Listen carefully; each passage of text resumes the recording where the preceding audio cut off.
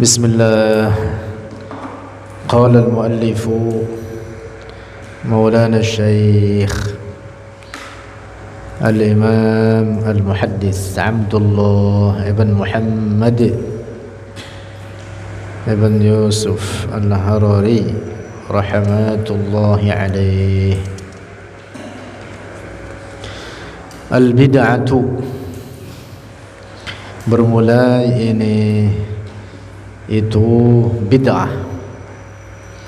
Al-bid'atu bermula bid'ah lughatan secara bahasa, ma itu sesuatu uhdisa yang dirintis, artinya perkara baharu, ala ghairi misalin sabiqin, atas tanpa contoh terdahulu, artinya tidak ada contoh sebelumnya.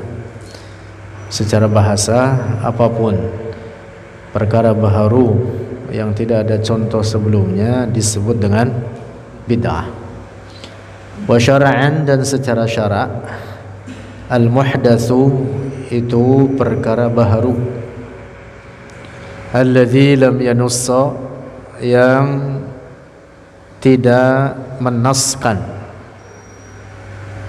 menuliskan secara tekstual, alaihi atasnya, alladzi Al-Qur'anu, oleh Al-Qur'an, walal haditsu, dan tidak pula oleh hadis. Secara syara', yaitu perkara baharu yang tidak ada penyebutannya secara tekstual, baik di dalam Al-Quran maupun di dalam hadis. Wa tanqasimu, dan terbagi oleh al-bid'ah ila qismaini, kepada dua bagian. Kama yufhamu, sebagaimana difahami. Zalika, akan demikian itu, qismain, min hadis Aisyah, dari hadis Aisyah radhiyallahu anha, qalat, berkata oleh Aisyah, qala Rasulullah, telah bersabda Rasulullah sallallahu alaihi wasallam, man ahdasa, siapa orang, ahdasa, merintis, artinya membuat perkara baharu, fi amrina, dalam urusan kita, hadza, ini,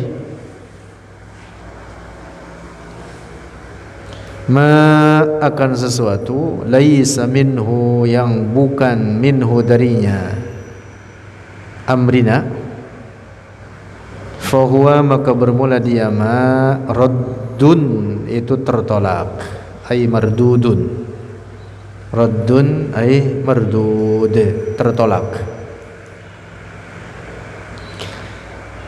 Nah, Rasulullah sallallahu alaihi wasallam dalam hadis ini mengatakan, ma laisa minhu, sesuatu yang bukan bagian darinya. Siapa orang yang merintis perkara baharu dalam agama ini yang bukan bagian darinya, apa yang dimaksud? Artinya yang menyalahinya, fahuwa raddun, maka dia tertolak. Difahami dari hadis ini, maka apabila ada perkara baharu yang tidak menyalahi syara', artinya sejalan dengannya, maka berarti dia tidak tertolak. Nah, pemahaman kebalikannya begitu. Hadis tadi menyebutkan bahwa yang tertolak adalah perkara baharu yang menyalahi ajaran syariat ini. Itu artinya kalau ada perkara baharu dan tidak menyalahi ajaran syariat ini, maka berarti tidak tertolak. Nah, demikian dijelaskan oleh para ulama terkait pemahaman hadis tersebut, sehingga difahami dari hadis itu pembagian bid'ah kepada dua bagian. Nah, sebagaimana nanti akan datang beberapa contoh terkait itu, yang bahkan ada banyak perkara-perkara baharu dirintis oleh para sahabat Rasulullah yang itu tidak pernah dikerjakan oleh Rasulullah di masa hidupnya.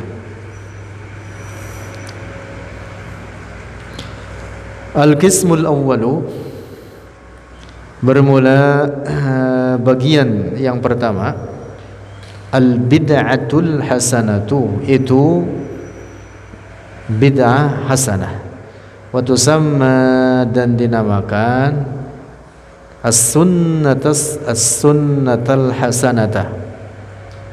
Bid'ah hasanah ini juga dinamakan dengan sunnah hasanah. Wahia, dan bermula dia, al-bid'atul hasanah, al-muhdatsu, itu perkara baharu, alladzi yuwafiqul qur'ana, yang sejalan oleh al-muhdats al-qur'ana, akan al-Qur'an, was sunnata, dan sunnah atau hadis-hadis Rasulullah sallallahu alaihi wasallam. Oleh karena perbuatan manusia itu sangat banyak, pekerjaan manusia itu sangat banyak. Nah, tentu tidak setiap perbuatan manusia itu harus tercover dalam umur Rasulullah yang hanya 63 tahun. Sehingga supaya dinyatakan bahwa itu berasal dari Rasulullah, lantas kemudian diharuskan bahwa semua pekerjaan itu harus terlebih dahulu dikerjakan olehnya. Tidak begitu. Pekerjaan itu sangat banyak.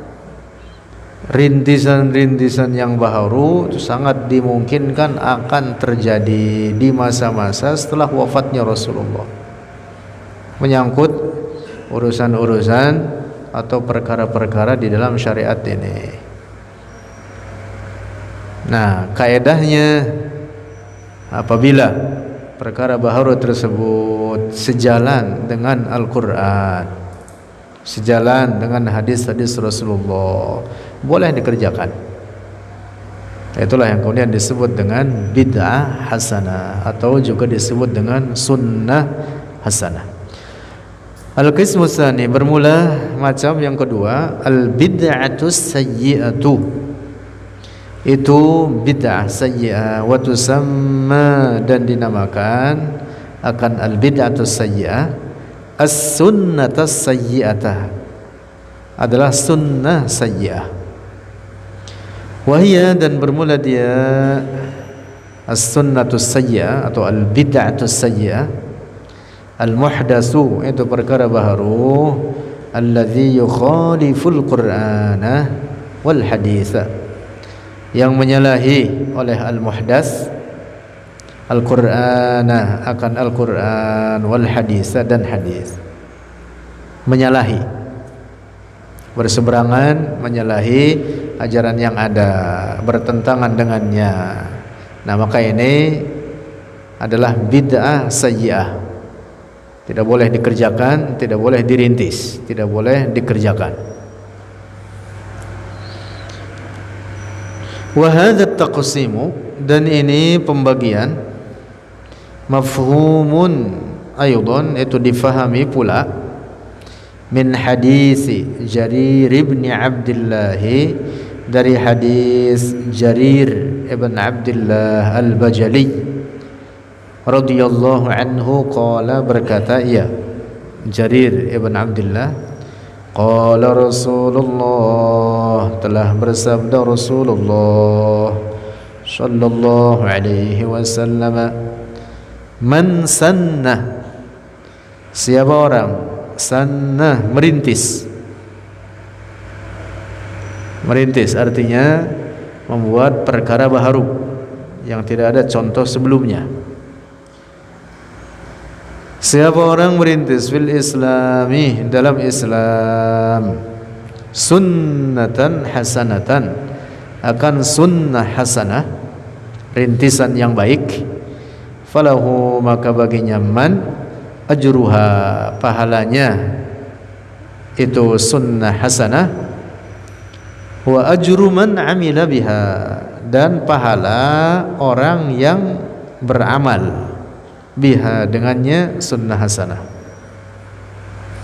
Artinya ini orang yang merintis sunnah hasanah, rintisan baharu yang baik, dia mendapatkan pahala. Dan jika kemudian oleh orang-orang sesudahnya diikuti, maka ini yang merintisnya yang pertama kali senantiasa mendapatkan pahala karena diikuti oleh orang-orang sesudahnya, terus menerus begitu. Karena Rasulullah mengatakan, disebut dalam hadis ini apa? Wa ajru man amila biha ba'dahu, orang yang mengamalkan dengan sunnah hasanah tersebut ba'dahu, setelahnya. Jadi kalau itu berlangsung lama sesudahnya, turun temurun antar generasi, maka yang merintis itu terus-terusan dapat pahala. Min ghairi ayyanqusa min ujurihim syai'un, dari tanpa berkurang min ujurihim, dari pahala-pahala mereka yang mengikuti itu, syai'un, oleh suatu apapun, artinya sedikit pun, tanpa berkurang dari pahala mereka yang mengikutinya itu. Mereka dapat pahala, dan terutama yang merintis pertama kali juga mendapatkan pahala dari mereka dengan sebab mereka mengikuti dirinya ini. Wa man sanna fil islami, dan siapa orang merintis fil islami dalam Islam sunnatan sayyi'atan, akan sunnah sayyi'ah, rintisan yang buruk, kana alaihi wizruha, kana maka ada alaihi atasnya man wizruha, dosanya itu sunnah sayyi'ah, arti yang disebabkan olehnya, wa wizru man amila biha, dan dosa orang yang beramal atau mengerjakan biha dengannya itu sunnah sayyi'ah, mim ba'dihi, dari sesudahnya, dari sesudahnya. Ini kebalikan yang pertama tadi, orang yang merintis keburukan, lalu keburukan ini kemudian diikuti oleh orang-orang sesudahnya turun temurun, maka yang merintis keburukan pertama kali ini senantiasa mendapatkan dosa dari mereka, sebab mereka mengikuti dirinya dalam sunnah sayyi'ah tersebut. Min ghairi ayyanqusa min auzarihim syai'un, dari tanpa berkurang min auzarihim, dari dosa-dosa mereka, syai'un, suatu apapun, artinya sedikit pun dosa mereka yang mengikutinya tidak berkurang. Dan yang merintisnya pertama kali senantiasa dapat dosa karena diikuti oleh mereka yang sesudahnya itu. Rawahu Muslimun, meriwayatkannya oleh Imam Muslim. Goyang ngebor, yang pertama kali merintis siapa itu? Hah? Siapa chef? Akhirnya ikut-ikutan orang-orang sesudahnya pada ngikutin, waduh makin parah. Kira-kira begitu dah. Kira-kira apa lagi? Modelnya?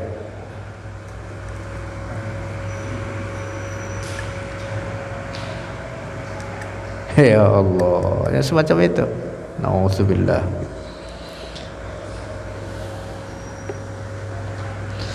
Ada riwayat hadis menyebutkan bahwa yang pertama kali merintis pembunuhan tanpa hak adalah Qabil, pembunuhan secara zalim, membunuh saudaranya yaitu Habil. Nah, sehingga dalam sejarah manusia ini antar generasi turun-temurun hingga sekarang ini, apabila terjadi pembunuhan tanpa hak, maka Qabil kecepretan darahnya. Itu gitu. Ada riwayat menyebutkan gitu. Masya Allah. Nah, yang dimaksud hadis ini man sanna di sini adalah merintis sesuatu yang baru. Al-istinan, merintis sesuatu yang baru, bukan menghidupkan sunnah-sunnah yang sudah mati atau yang sudah ditinggalkan oleh orang. Karena bab terkait dengan menghidupkan sunnah-sunnah yang sudah ditinggalkan oleh banyak orang atau katakanlah sudah mati, sehingga disebut dengan ihya'us sunnah. Nah, gitu istilahnya, menghidupkan kembali akan sunnah Rasulullah. Itu ada hadis tersendiri terkait bab itu. Adapun hadis ini konteks pembicaraannya terkait apa? Merintis perkara yang baru. Karena itulah maka dalam teksnya sendiri Rasulullah mengatakan apa? Walahu ajru man amila biha ba'dahu. Paham gak ini? Rasulullah mengatakannya apa? Dan baginya juga pahala dari orang-orang sesudahnya jika mereka mengikuti dia.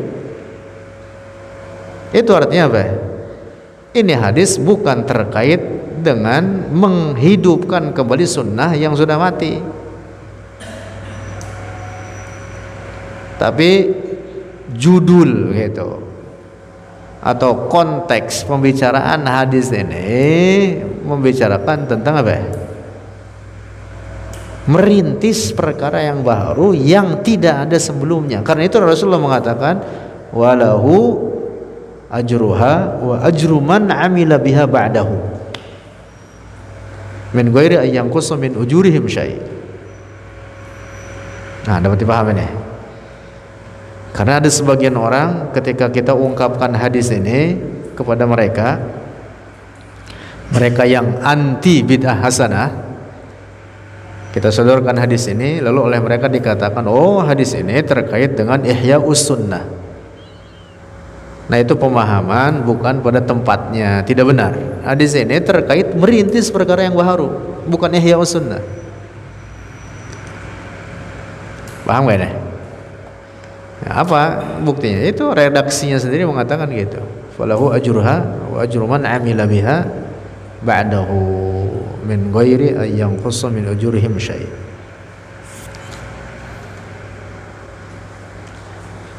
Lanjut. Faminal qismil awwali, maka dari bagian yang pertama, yaitu tadi apa? Bid'ah hasanah atau sunnah hasanah. Al-ihtifalu itu al-ihtifal,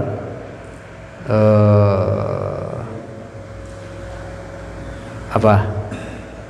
Peringatan. Nah, kalau bahasa kita begitu. Tapi peringatan bahasa Arabnya dzikra. Ini ihtifal apa ya? Ihtifal itu perayaan atau perkumpulan bi maulidin nabi, dengan maulid nabi, atau peringatan, bahasa kita peringatan. Penyebutan perayaan dibantah lagi oleh mereka. Hari raya itu hanya 2 katanya. Ngapa kalian menambahkan katanya. Iya, dan terjemahin harus baik-baik juga itu. Walaupun maksud kita bukan hari raya. Nah, kalian menyebutkan perayaan, ya bikin hari raya yang ketiga katanya begitu. Orang-orang anti maulid gitu itu. Berkumpul dengan maulid Nabi atau peringatan maulid Nabi sallallahu alaihi wasallam fi syahri Rabi'inil Awwal, di bulan Rabi'inil Awwal. Wa awwalu man ahdatsahu, dan awal orang ahdatsahu yang telah merintisnya akan maulid al-malikul muzaffaru, yaitu raja al-muzaffar. Al-malik artinya raja, al-muzaffar, maliku Irbil, raja Irbilia, seorang raja, yaitu raja Irbilia. Irbilia itu Irak sekarang Irak. Fil qarni sabi'il hijriyyi, di abad 7 hijriyah.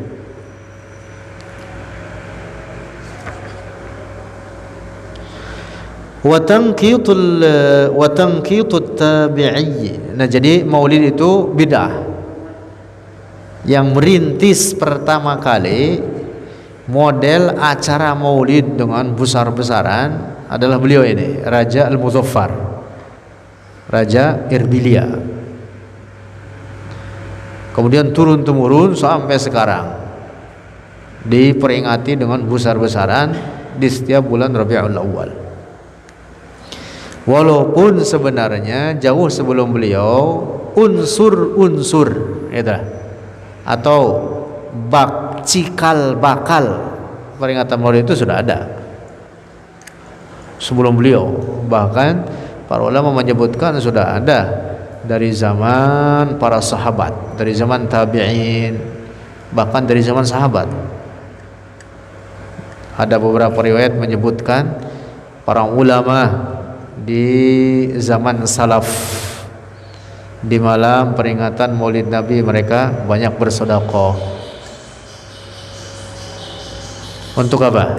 Untuk mengungkapkan sukacita mereka dengan kelahiran Rasulullah. Nah, itu kan sebenarnya apa? Cikal bakalnya itu sudah ada, berkembang turun temurun. Nah, hanya model peringatan yang besar-besaran pertama kali merintisnya ini dia, raja. Oleh karena beliau raja, maka dibuatlah betul-betul sangat meriah besar, yaitu Raja Al-Muzaffar. Lanjut, wa tanqitut tabi'iyil jalili, dan membuat titik-titik oleh seorang tabi'i al-jalil yang agung, Yahya ibn Ya'mar, yaitu Yahya ibn Ya'mar al-mushafa, akan al-mushaf, akan Al-Quran. Yang dimaksud adalah pada sebagian huruf-huruf hijaiyah dibuatkan titik, ada yang satu, ada yang dua, jim di bawah, kho di atas, ta, sa. Yang membuatnya beliau ini, Yahya ibn Ya'mar. Wa kana min ahli ilmi wat taqwa, dan adalah ia Yahya ibn Ya'mar min ahli ilmi, dari ahli ilmu wat taqwa, dan seorang yang bertakwa, orang soleh, ulama agung terkemuka, orang soleh, ahlut taqwa. Karena itu kita sering mendapati di beberapa kitab ada penyebutan, misalkan penyebutan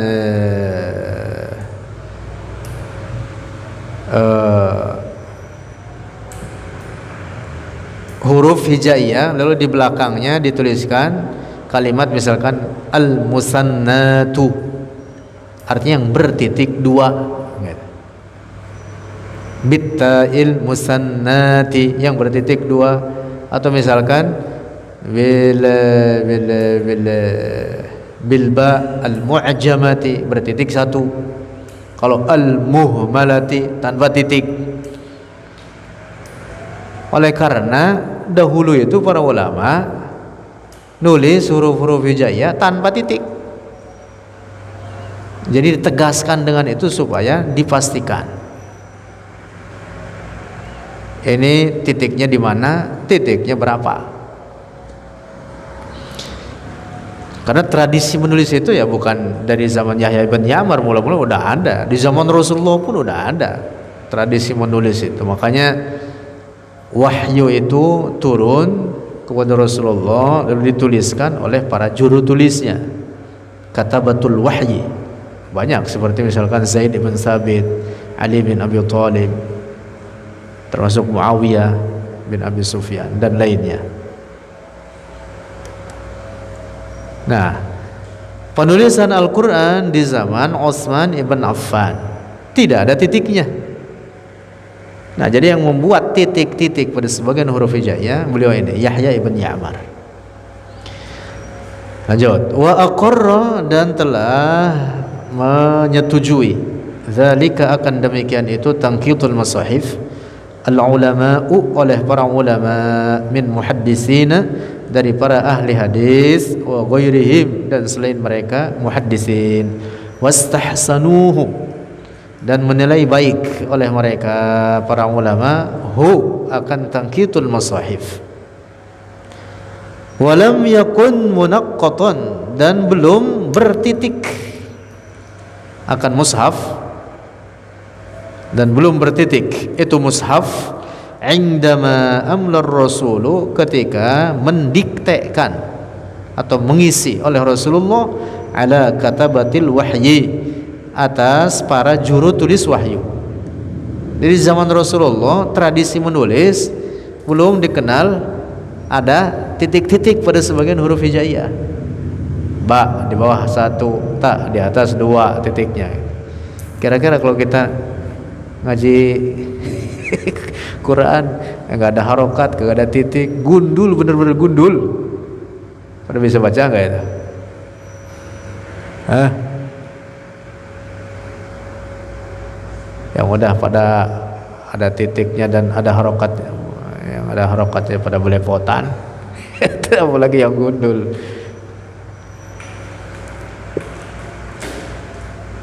Masya Allah. Wa kadzalika, dan demikian pula lam yakun munaqqatan inda mana nih Utsman bin Affan,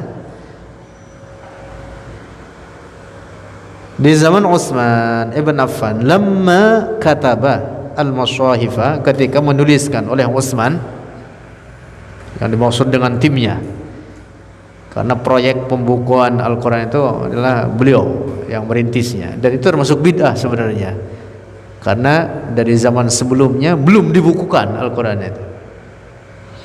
Nah, lalu di zaman Utsman ketika ditulis itu mushaf, juga tidak ada titiknya. Lamma katabal masahifa, ketika menuliskan oleh Utsman akan mushaf al-khamsata, yang 5, awis sittata, atau yang 6. Ada dua riwayat menyebutkan membuat Utsman di masa itu membuat 5 salinan. Riwayat lain menyebutkan 6 salinan mushaf. Lam takun munaqqatan, belum bertitik itu masahif. Masya Allah, nggak ada titiknya. Jangan dikata bagaimana bacanya, ya mereka mau paham. Mereka mau paham. Bahkan kita pun orang-orang yang non Arab, kalau terlatih ya paham juga, karena bisa difahami kalimat itu dari siyaqul kalam, dari apa namanya redaksi pembicaraannya ini, atau konteksnya ini berbicara apa, akan difahami dari situ.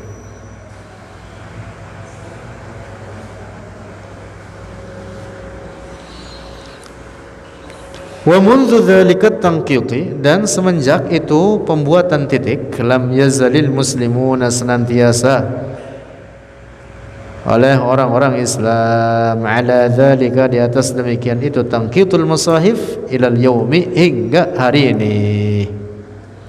Fahal yuqalu, maka apakah dikatakan, fi hadza, dalam ini perkara tanqitul masahif, innahu bid'atu dalalatin, sesungguhnya dia bid'ah sesat, li'anna ar-rasul lam yaf'alhu, karena sesungguhnya Rasulullah tidak mengerjakannya. Mau dibilang bid'ah, mau dibilang sesat, maka berarti menyesatkan Utsman ibn Affan, menyesatkan para ulama. Nah, orang yang menilai begitu, ya dia sendiri yang sesat.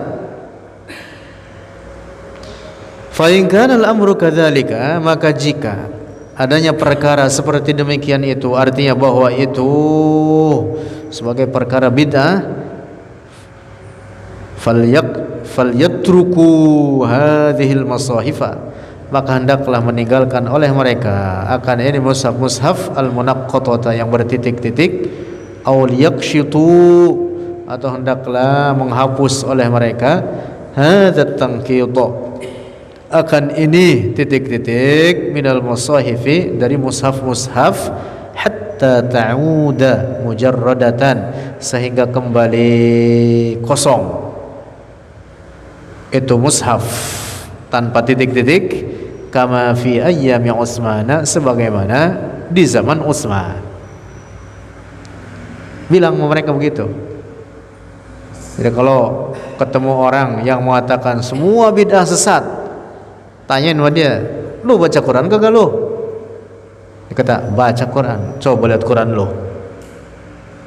Mesti bertitik-titik pada sebagian huruf hijaiyahnya, dan bahkan berharokat. Dan harokat itu malah belakangan lagi datangnya. Apalagi Quran model sekarang, banyak lagi bid'ahnya.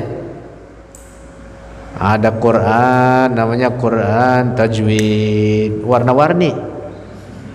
Itu merah, kuning, hijau. Oh, itu mirip balon. Orang untuk belajar tajwid difahamkan dengan warna-warna itu. Ini ikhfa, ini idgham, ini iqlab, dan seterusnya. Walaupun tentu belajar harus tetap ada gurunya. Tapi begitu itu bagus gak? Ya, bagus, sehingga orang paham. Setelah dia belajar, mengingatkan dirinya. Berwarna merah misalkan, apa ini hukumnya? Kuning, apa ini hukumnya? Ya, merah, kuning, hijau. Di langit yang biru.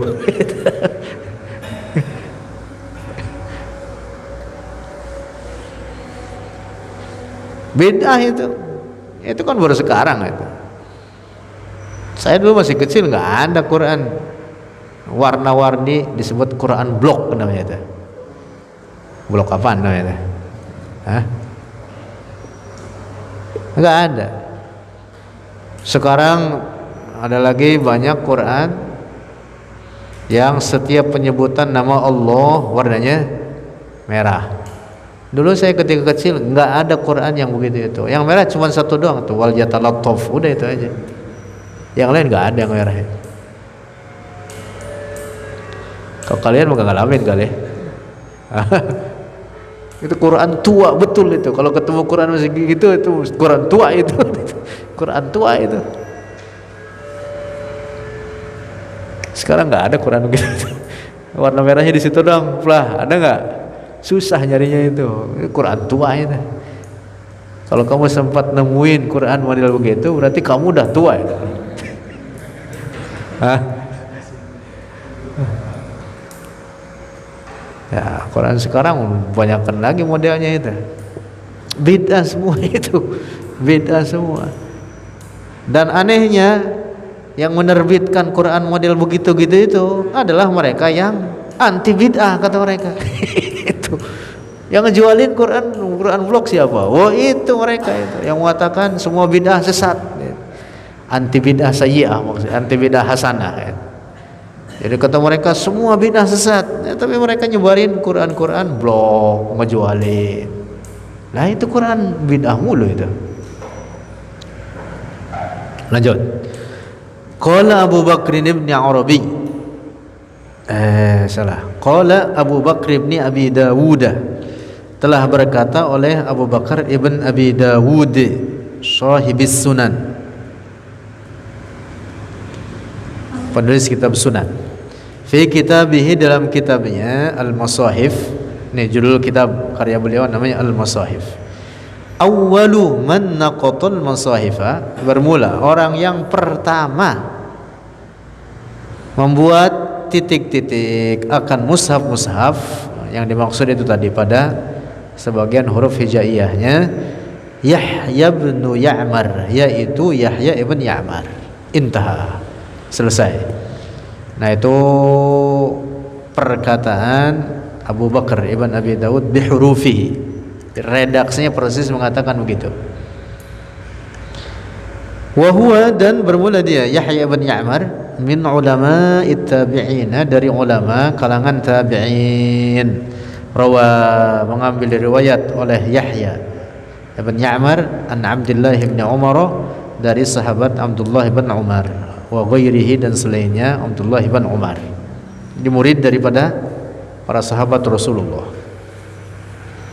Abdullah bin Umar dan sahabat Rasulullah, yaitu putranya Umar bin Khattab, Abdullah ibn Umar bin Khattab.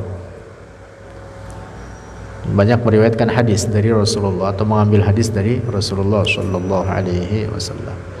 Wallahu a'lam bissawab.